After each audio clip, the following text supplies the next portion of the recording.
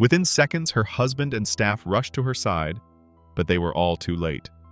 She was already on her knees, picking up the object that was about to change her life for good. She didn't know it at the time, but after this, her life would never be the same again. On a sunny summer's day, two bargain hunters begin their search for buried treasure. Beneath discarded clothes and ornaments, bric-a-brac and dusty collectibles, there may be riches beyond your wildest dreams. If only you would look, what they'd found would make them wealthy beyond compare and begin the story of a lifetime. Even better, it was Pensioner's Day, so she would get an unimaginable item for an even cheaper price. So what exactly did she find? When deciding to try her luck at a Goodwill store in Jupiter, Florida, Julianne and her husband Mike began picking through the donated items. Enjoying the fun of looking for little keepsakes and treasures, Julie suddenly began to shake as she noticed something on the shelf. She knew exactly how much that item was worth, but she just couldn't bear to touch it. Staring at the item, Julie went pale as the blood drained from her face. The cashier went over to her, thinking something was the matter. As they gazed at the seemingly nondescript item, Julie said something that the cashier simply couldn't believe about a simple beaten-up baseball glove. But why was this of such importance to her? This particular mitt had none of the once lustrous dark leather patina. It had been worn down to a sandy shade, and the gloss was gone. But the name was still there in Sharpie, written in familiar letters on the outside, facing directly at Julie. She couldn't understand anything. As Julie looked at the name written on the glove, shivers immediately went up and down her spine.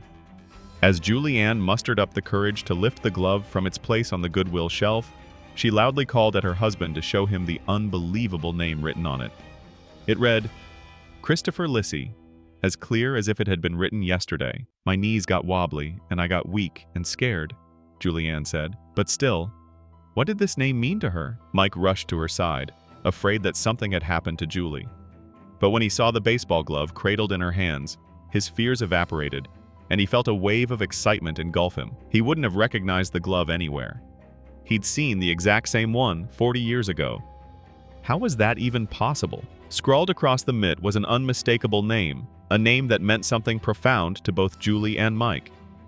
Written in Julie's own handwriting was her son's name, but she couldn't believe that it was the very same mitt she had given to her son all those years ago. It was impossible. This could not be the same glove, could it? This exact glove had covered an extraordinary distance, over 1,000 miles in fact, moving from shop to shop all the way up from Ohio down to Florida.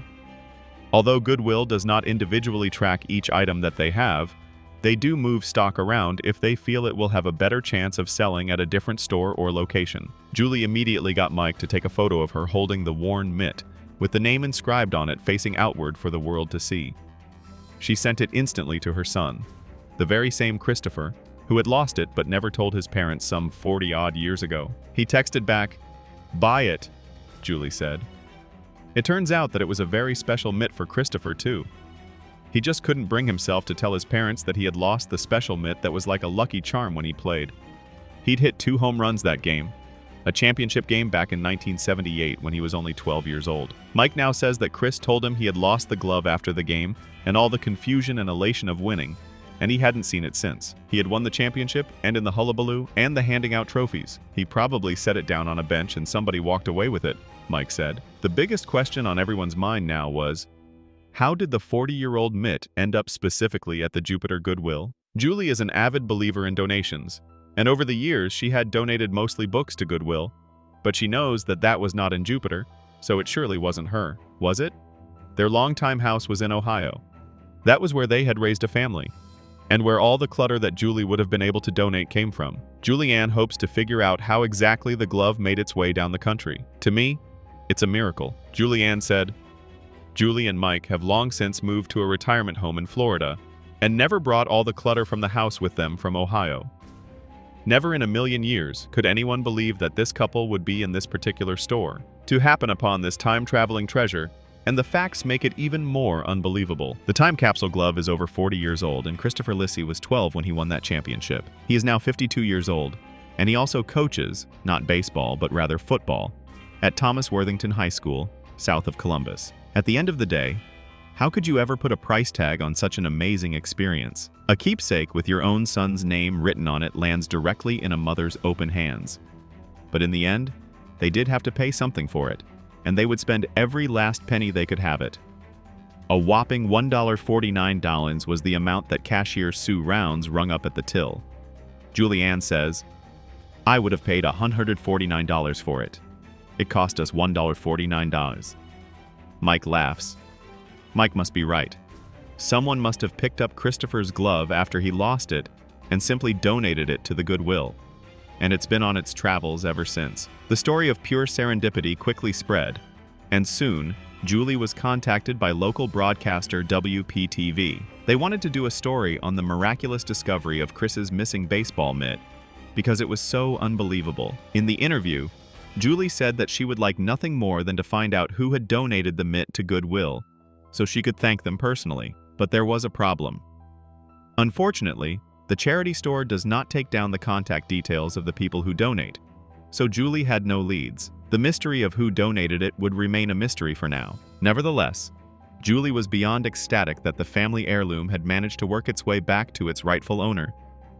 Julie was so grateful to find something that her son had cherished so much once, and she loved the sweet nostalgia it awoke in her. She could see the memory of her 12-year-old son's spectacular game so clearly. It felt like magic, but how did Chris feel about the amazing story? Chris was overjoyed.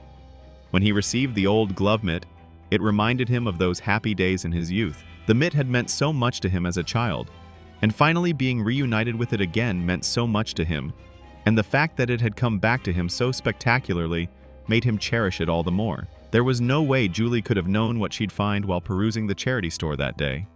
The chances of her finding something that had been lost more than 40 years ago was by complete chance, but she thinks it was fate. After all, the odds are nearly impossible.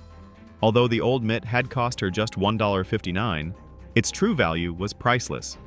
It took 40 years and 1,171 miles for this, now a sacred family heirloom, to finally make its way home. Some things just belong, and this priceless child of memorabilia will still pass down the family's history and no doubt see a fair bit more travel before its time is up.